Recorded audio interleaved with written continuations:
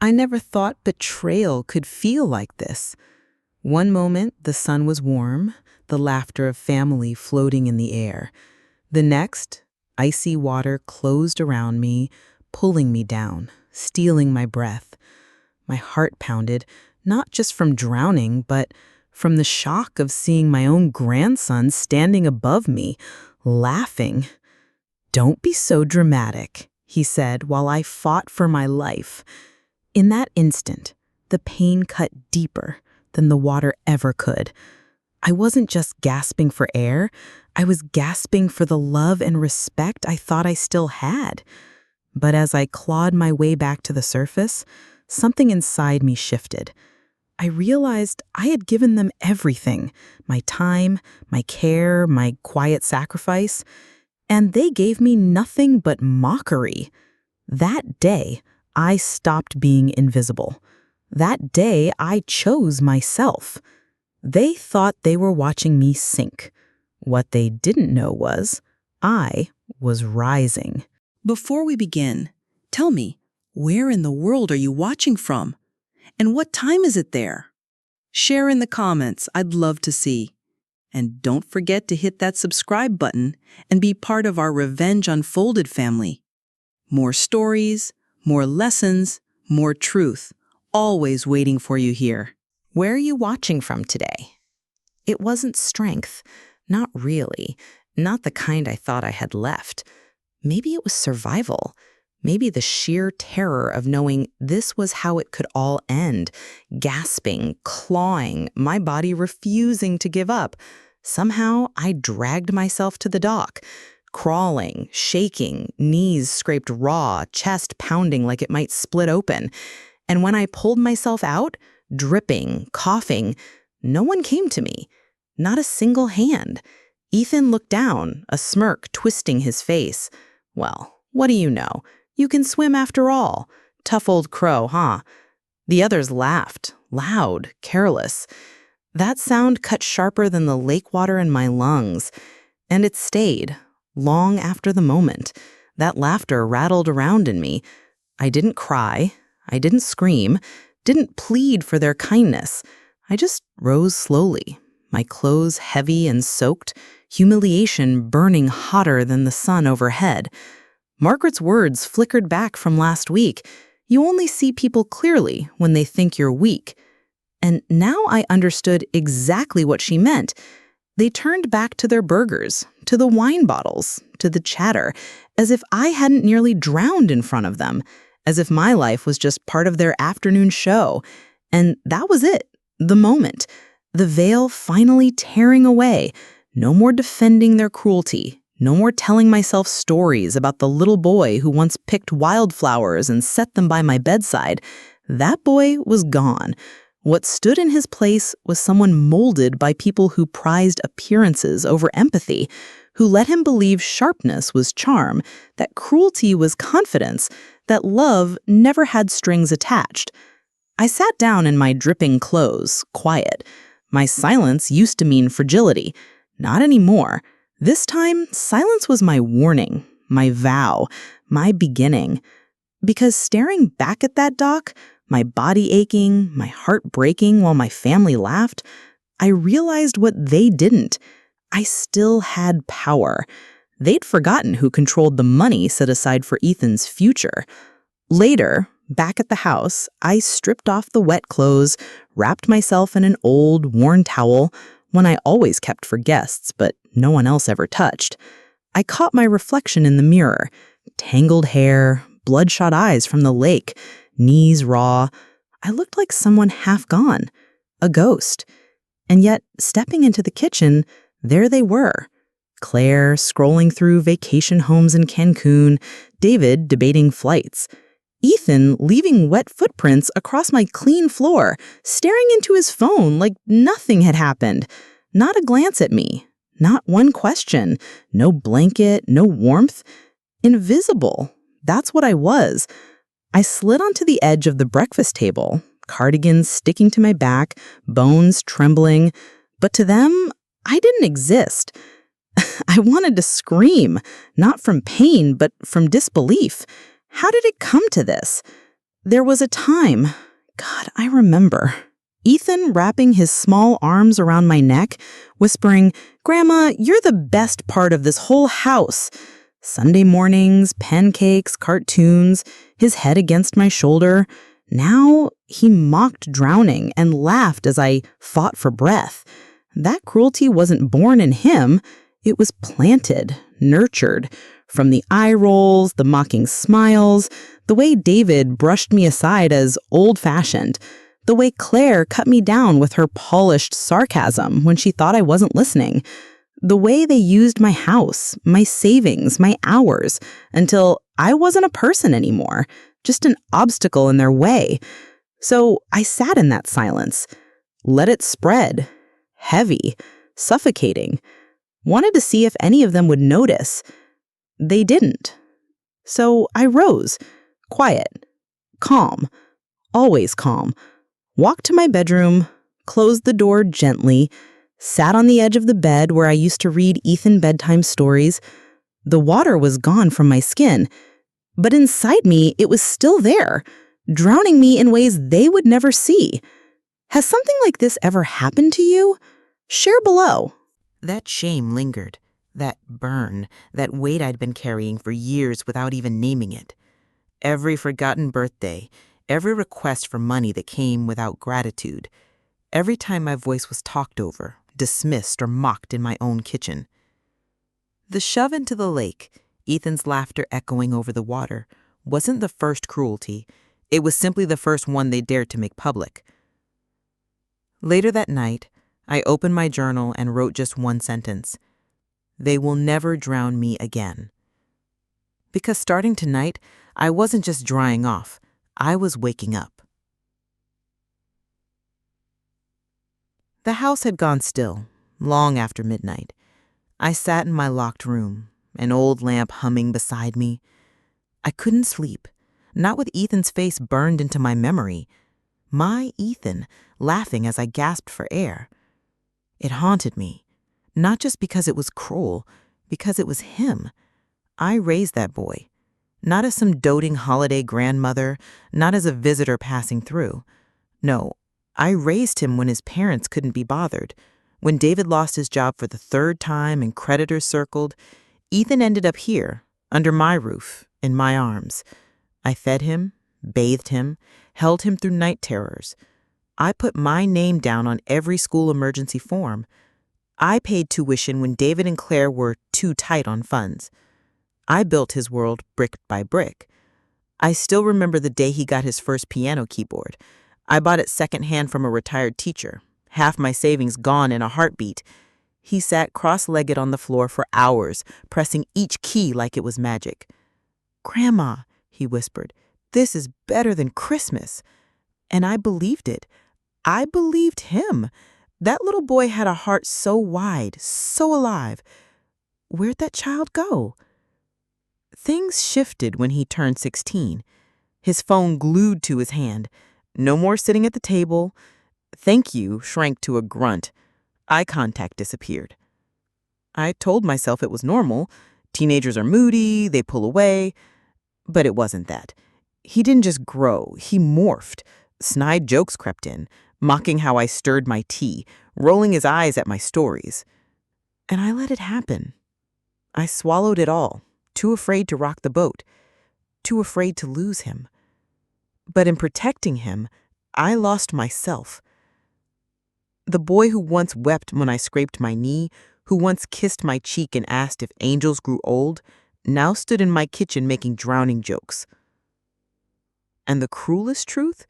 Some part of me still wanted to believe that boy was hidden inside him.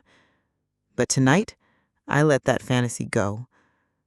I closed the last photo album of him. Pages of birthday candles, Gap 2 smiles. I slid it onto the shelf. Not to forget, but to protect myself.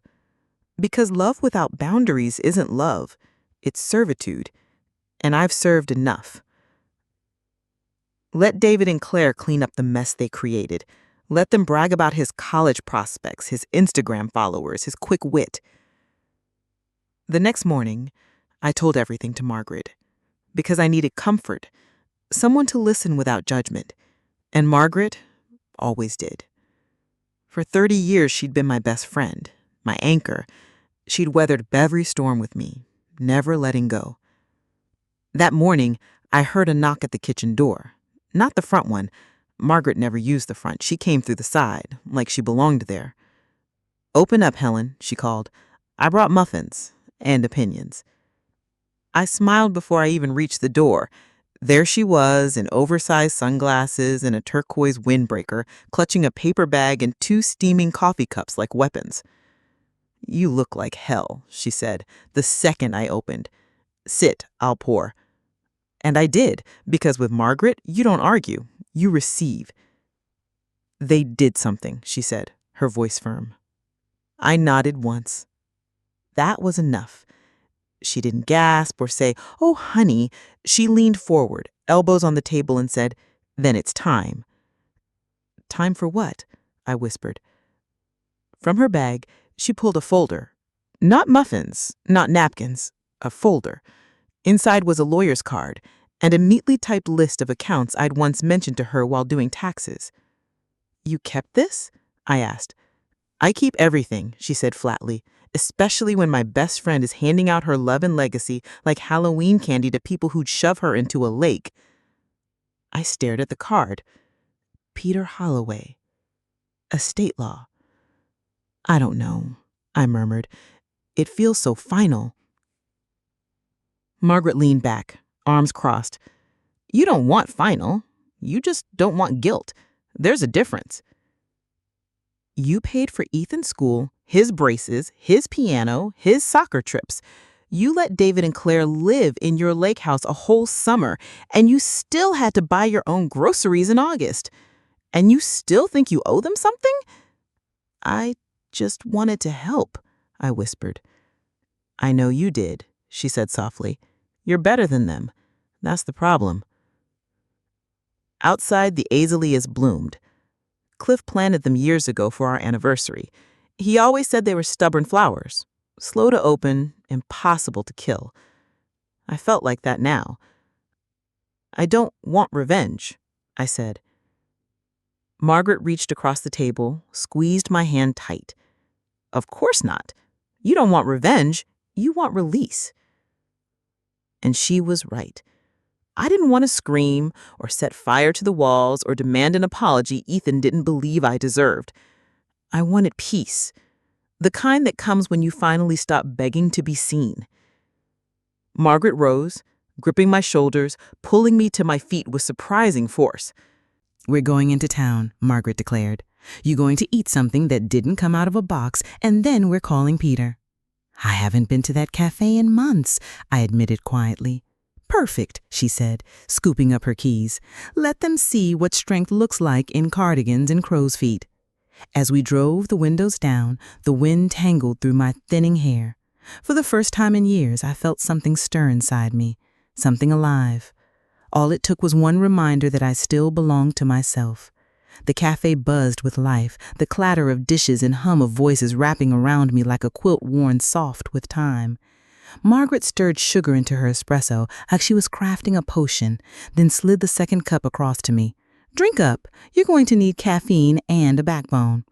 She wasn't wrong. After lunch, we called Peter Holloway. He told us to come that same afternoon. Bring everything you've got and don't sugarcoat it. I didn't. I walked into his office with the original trust documents, the binder Cliff and I had assembled after his stroke, and a folded letter from the university fund. Back when Ethan was still in middle school, still thrilled to show me his report cards. I remembered printing that letter, my pride swelling, my hope. $50,000, I murmured as Peter turned the pages. I started saving when he was 10. Birthday money, bonuses, tax refunds. Cliff and I even skipped a vacation once. Education first, always. Peter frowned. "It's still untouched? He hasn't used it?" "No," I whispered. "He's in community college, says he wants to transfer next year. That was always the plan, until he decided I didn't belong on a dock or in his life." Peter didn't press. He just nodded, like a surgeon preparing for a delicate cut. "What do you want to do, Helen?" he asked. "Change the beneficiary? Redirect the funds? Close it entirely. I leaned back, staring at the ceiling. My voice broke into a whisper. Nothing. Not yet. His brow lifted. I want to watch. I want to see how they treat me when they think I'm weak, when they believe they're inches from inheriting. I want to see who pretends to care and who actually does. Peter closed the file slowly. That's cold.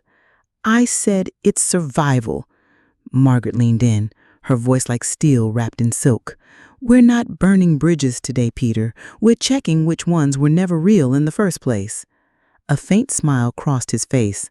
Fair enough. We left with everything legally intact, but my perspective forever changed. That fun no longer was a gift. It was a mirror. That evening, I wandered room to room like I was touring a life I no longer lived. I paused at the mantel, staring at Ethan's baby photo. Dimples, grin, the look of a child who still felt safe. I couldn't take it down. Not yet. Instead, I opened my journal. On the first page, I wrote, "Let's see who loves me without the money." 2 columns. Beneath, who notices and who avoids. Ethan's name didn't need to be written. I already knew where it belonged. This wasn't vengeance. This was clarity. For all their whispered plotting about what they'd take once I was too tired to fight, they forgot one thing. I still held the pen, and I wasn't finished writing the ending. So I began small. A stumble here, a pause mid-sentence with my hand brushing my forehead, my fingers trembling just enough to rattle a teacup. The effect was instant. Not concern, not compassion, annoyance. Ethan stopped saying hello.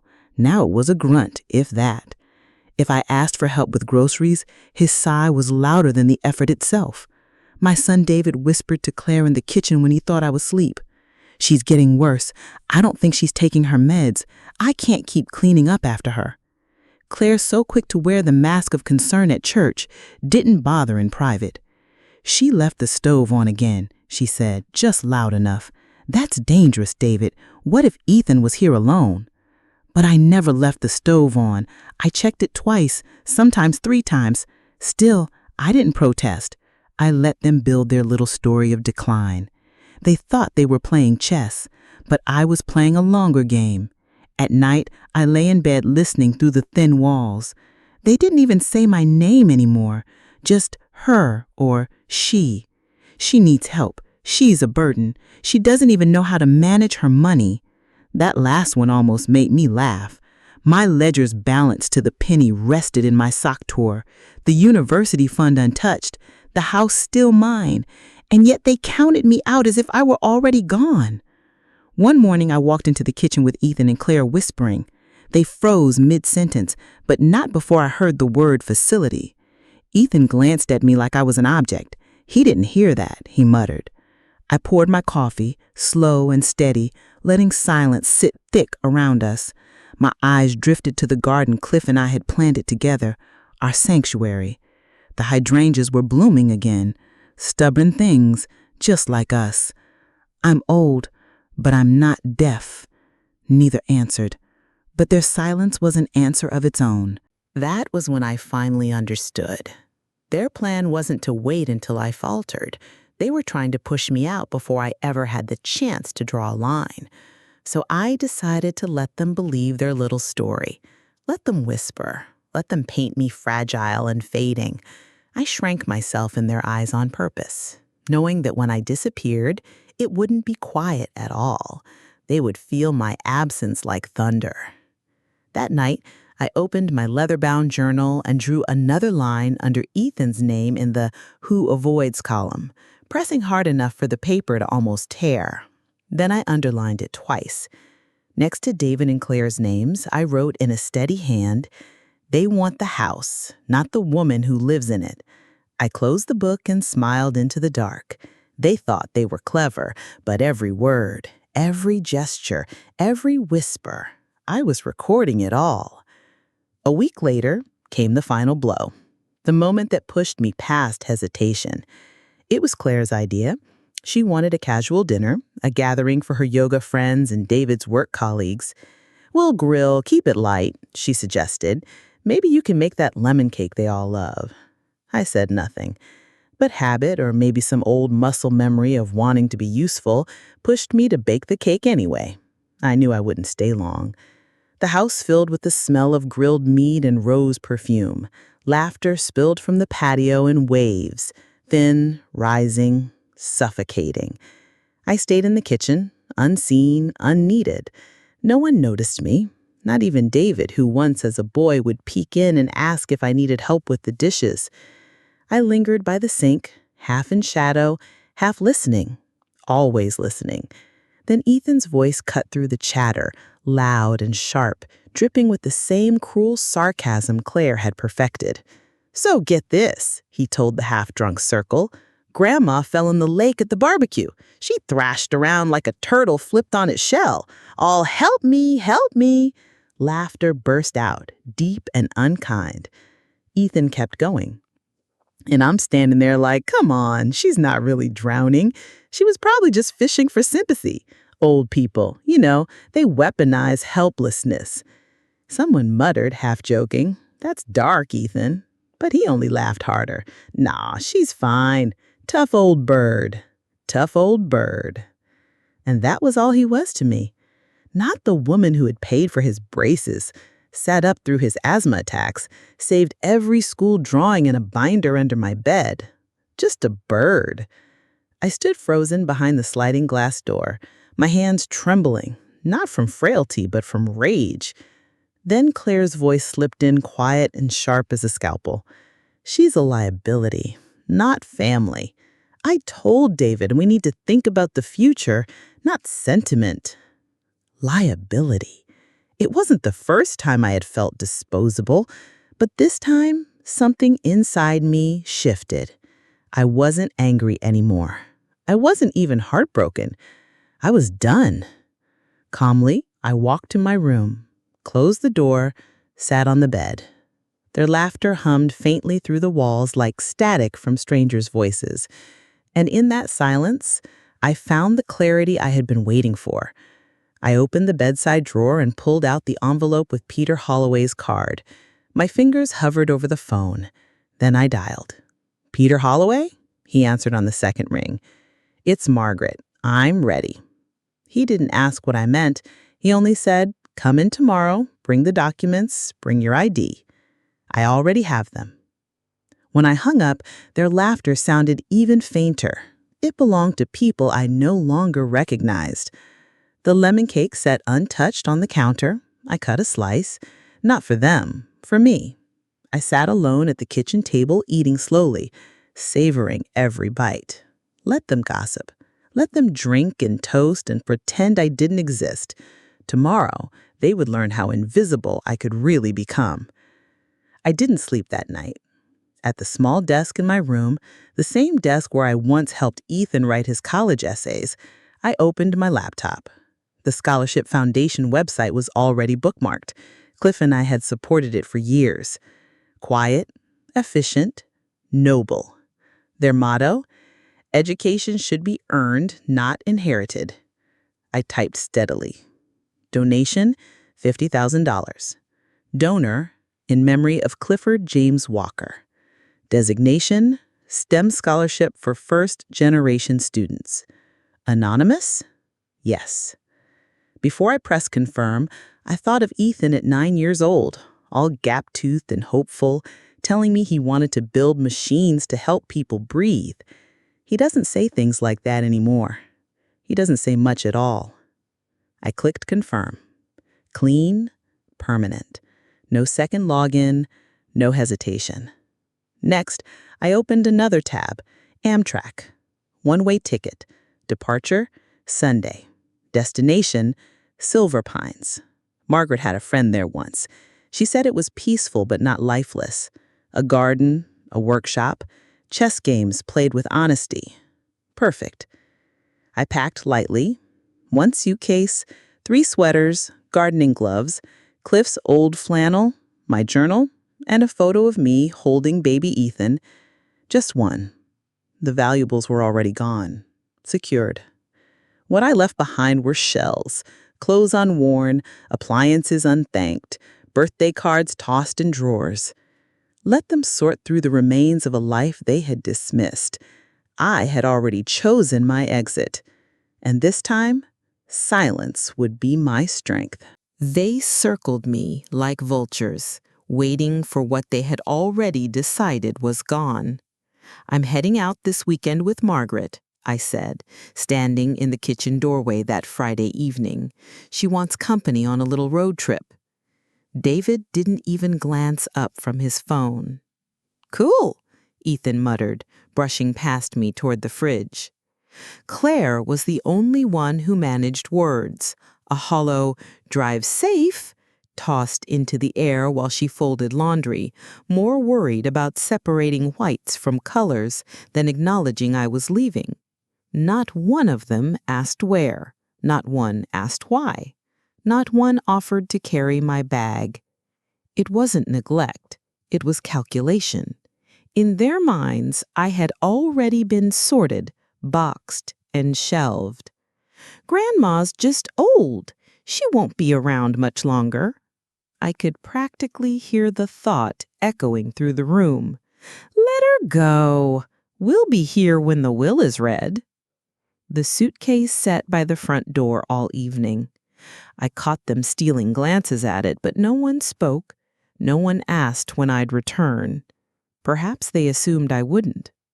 And honestly, they were right. Calling it a weekend was the only lie. I wasn't coming back. Not to this house. Not to these people. That night, I sat on the edge of my bed staring at the walls. Walls once alive with Ethan's laughter, handprints from painting projects, Cliff's humming as he fixed the molding. Now they were nothing but silent witnesses, cold and indifferent. At 5:30 a.m., the alarm went off. I moved like I was slipping through time, brushed my hair, folded the blanket, wrote nothing, said nothing. Margaret arrived at 6 sharp. Her headlights were dim, her engine rumbling like a secret meant to be kept.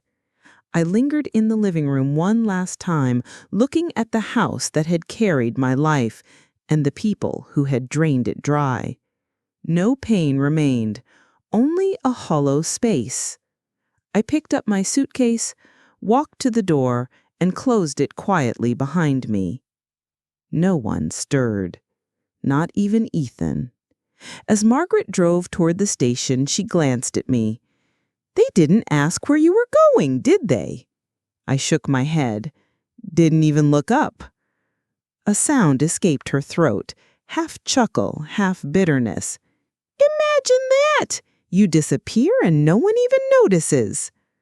"I prefer it this way," I said, and I meant it. At the station, she hugged me, pressing a small envelope into my hand. "Just in case," she whispered. I nodded. No tears came. Women like us who witnessed births and deaths and everything between, we don't cry over freedom. The train roared in. I boarded with my small suitcase, found a seat by the window, and watched as the town dissolved into trees, sky, and the unknown. I released a breath I hadn't realized I'd been holding for decades. This wasn't escape. This was rebirth. Back in that quiet house, they wouldn't even notice my absence until the towels ran out, the freezer was empty, and the woman they once called Grandma was no longer convenient. They hadn't seen me off, but they would feel the void I left. And that absence, that silence, would be louder than any goodbye. Silver Pines greeted me with a hush, not the lonely kind, but the peaceful kind. Morning bird song, the shuffle of slippers in hallways, the faint hum of classical music drifting from a neighbor's room. My room was small yet spotless. A bed near the window, a bookshelf, a chair that didn't groan under weight. I hung Cliff's flannel on the wall hook, placed the photo of baby Ethan on the windowsill, not as a memory to clutch, but as a monument. For the first time, I saw the truth clearly. He was just a boy I had loved, not a man who had earned the right to own me. That afternoon, I sat at the desk and began the letter. Not to Ethan alone, but to all of them. David, Claire, Ethan. Their names at the top, stark and cold, like an obituary. And I wrote, I was the one who stayed up when Ethan couldn't sleep. I was the one who paid for his school, his shoes, his future. I was the one who never missed a birthday. Even when you forgot mine, I listened, I waited, I hoped. And in return, you mocked my fear. You minimized my needs. You treated my presence like clutter. You laughed while I drowned. I paused, pressing my palm against my chest. My heart beat calmly, steady, unshaken. I picked up the pen again. This isn't vengeance. I'm not punishing you. But I will no longer fund people who see my love as leverage. The university fund is gone. The inheritance will follow. I have given enough. And now I choose peace. At the bottom, I did not sign Love Grandma. I signed my full name, Helen Margaret Carter, because that was who they had forgotten. Not just grandma, not just mother, but a woman, entire, complete. I sealed the letter in a plain envelope with no return address. No money, no photographs, no trinkets. Only the truth. At the post office, I slid it across the counter and walked away without looking back. On my way home, I wandered into the small community garden. A few residents were working. An older man knelt in the soil, planting tomatoes. He looked up, nodded. "First year here?" "Yes," I said. "Good place," he replied simply. "No one asks you to prove your worth here." And for the first time in years, I smiled. A real, unburdened smile. That was the reason I had come here in the first place. When I returned to my small room, I brewed myself a cup of tea and sat by the window, watching the wind move gently through the trees. For once, there was no buzzing phone, no blinking screen demanding attention. I hadn't even brought a phone with me. If my family wanted to reach me, they would have to do it without control, without constant tracking, without expectation. Because I had said all I needed to say. Now it was their turn to sit in the silence. It took exactly 5 days. 5 days from the moment I mailed that letter until the first ripple reached me. Peter, with a rare dry chuckle in one of his emails, told me that David had walked into the office looking, in his words, 10 years older and 20 pounds lighter from sheer panic. Apparently, the letter had arrived at breakfast. Ethan, with his casual entitlement, had torn it open, expecting perhaps a generous check, a sentimental note, or instructions on how to access what he believed was already his. Instead, he found my handwriting, clear, unshaken, undeniable. No pleading, no anger, just the truth. And then the line that must have stolen the air right out of the room. The university fund is gone. Redirected to a foundation that values decency over entitlement. Peter said Ethan flushed red. Claire swore, and David, in disbelief, kept repeating like a broken record. But we thought she'd wait. Wait? For what? To be tolerated? To be useful? To be dead? I had spent my whole life waiting. My waiting was finished. That same day, Peter handed them the official documents, confirmation that the fund was no longer theirs, that every digital access point had been shut off, that all correspondence had to pass through him now. "I'm afraid she's listed herself as unreachable," Peter told them calmly. "She's fully within her rights." I wasn't there to hear the shouting, but I could imagine it. Claire storming the kitchen, furious that her carefully scripted plans had collapsed. David rubbing his temples, realizing his fallback safety net was gone. And Ethan, poor, spoiled Ethan, finally realizing that mockery and cruelty lose their power when the target simply walks out of the room. No email, no phone number, no address, just absence. That evening, wrapped in a blanket on my new little balcony, I watched two sparrows squabble over a flower pot. The sound wasn't lonely. It was peace, the kind of quiet you earn after years of screaming into a void. I felt no guilt, no hesitation. For once, the space between us was honest. I hadn't vanished. I had withdrawn. They had wanted me small, silent, compliant. Now they had exactly that, just not in the way they had imagined. No more help with their bills, no more emergency loans, no more last-minute babysitting, no more college fund.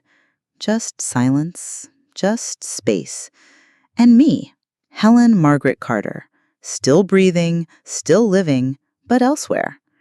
They would call it abandonment. They would tell their friends I had lost it, that I had run away. Let them. The truth would remain. I gave until I nearly destroyed myself, and then I stopped. Not out of cruelty, but because I had finally understood you do not have to set yourself on fire to keep others warm. I would never again be their matchstick. 3 days later, Peter forwarded me the first desperate email. Subject line, "Urgent. Please call us, Mom." It was from David. A flood of frantic sentences and sloppy punctuation. "We just need to talk. We're not angry. We're just confused. We didn't realize you were upset. Ethan's distraught. Please, let us explain." Explain what? That I had imagined the lake water filling my lungs? That I had misunderstood their laughter? That being labeled a liability wasn't what it sounded like? They didn't want to talk. They wanted access. Peter asked if I wanted him to reply. I told him no. Let them sit in the echo of their own silence. By that week, they were scrambling. They called the bank, denied. They reached out to the foundation, denied again. And then, their boldest attempt, they reported me missing. An officer actually walked into Peter's office to check on my welfare. Calmly, Peter handed him the file. Helen Carter is of sound mind, has left of her own choice, and is under no legal obligation to inform those she is protecting herself from. The next day, Ethan tried calling Peter directly. Peter didn't answer. Instead, he forwarded me a short note with the subject line, "They're scrambling." I didn't even open it immediately. I just sat with the knowledge. Not because I relished their panic, but because I needed to believe in my right to walk away. There's a strange kind of guilt that creeps in when you stop mothering those who've grown addicted to your silence. It comes like waves. Maybe I was too harsh. Maybe they didn't mean it.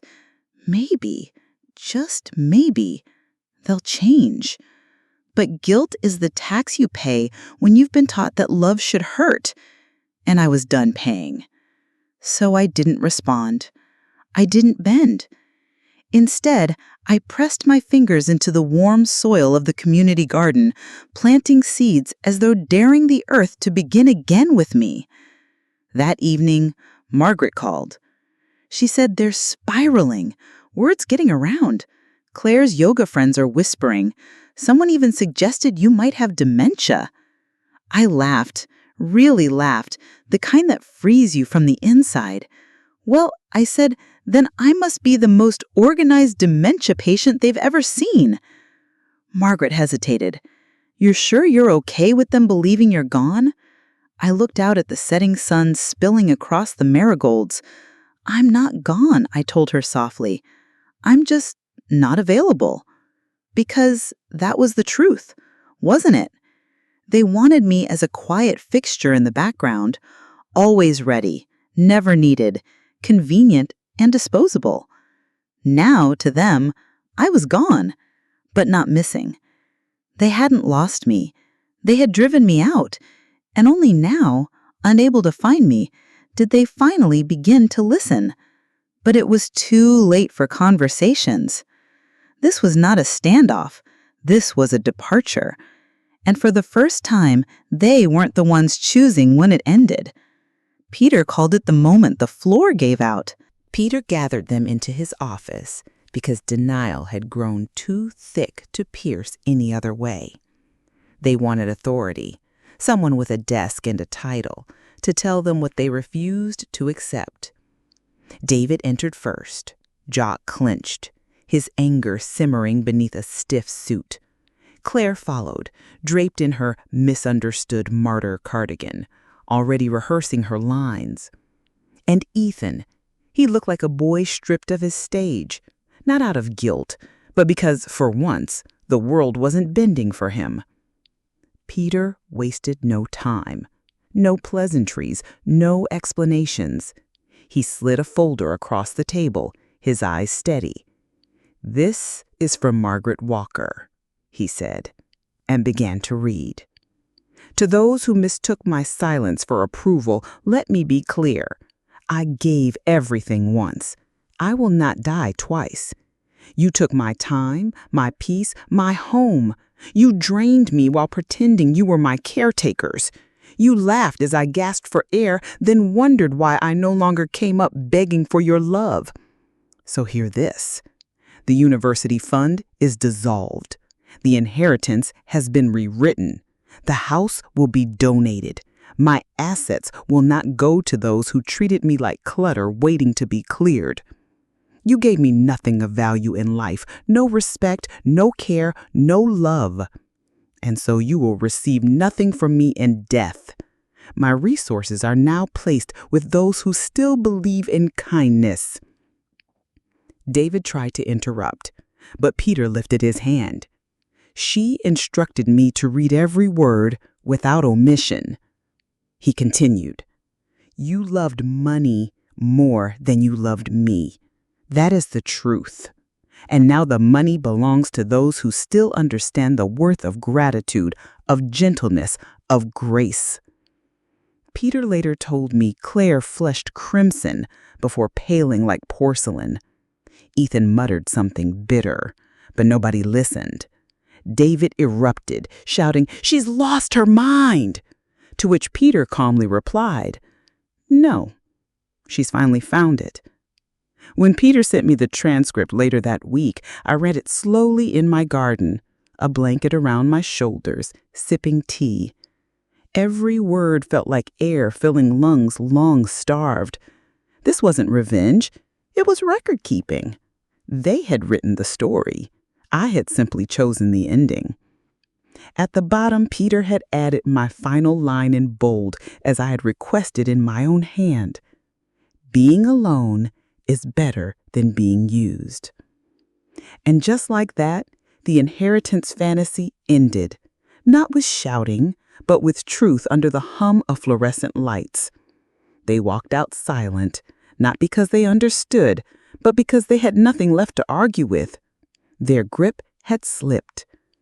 I didn't need to witness it. Some endings are best savored from afar.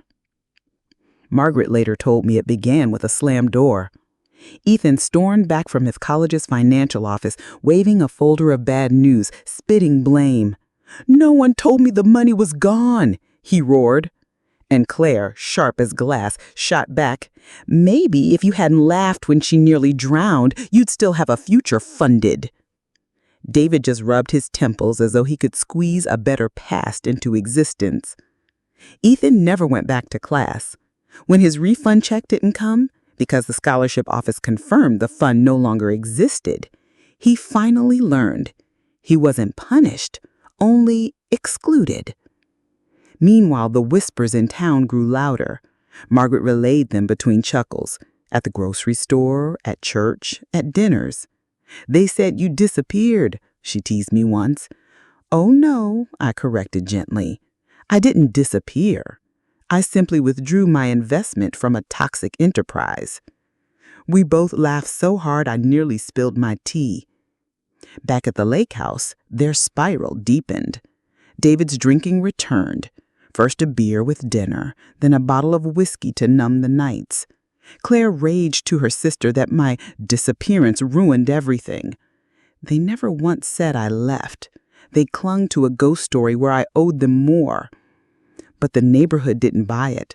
People remembered. Who raised Ethan when his parents couldn't?